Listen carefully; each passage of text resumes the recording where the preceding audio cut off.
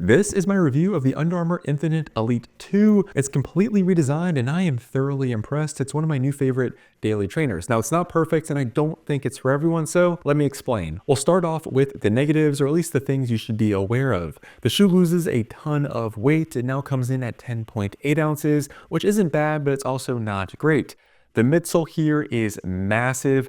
You have an incredibly wide platform, and if you're not a fan of bulkier shoes, I don't think this is for you. The last thing, and this is probably the most noticeable, is the heel counter. It is very tall. Didn't create any pain for me, but it was a little bit awkward at times. I had to make sure to wear the right socks, and I could see this potentially being a pain point for some runners. And then for the positives, it really just comes down to this midsole. It feels much more dynamic compared to other EVA or supercritical foams that I've been trying recently.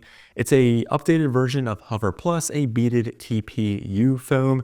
And if you've tried something like maybe the Saucony Triumph 20 or 21, this feels similar but better in my opinion, especially because the midsole is so much larger and wider. It kind of feels like you're just running on this massive wide cloud, which for some people might be a negative, but I kind of prefer it, especially in a more conventional neutral trainer. This is one of my kind of favorite cruiser daily training running shoes. One other thing I'll say is this is a fairly stable neutral shoe. I don't think Under Armour makes a stability shoe. Correct me in the comments if I'm wrong, and that's partially because you have a resilient foam and an incredibly wide base to give you some additional support.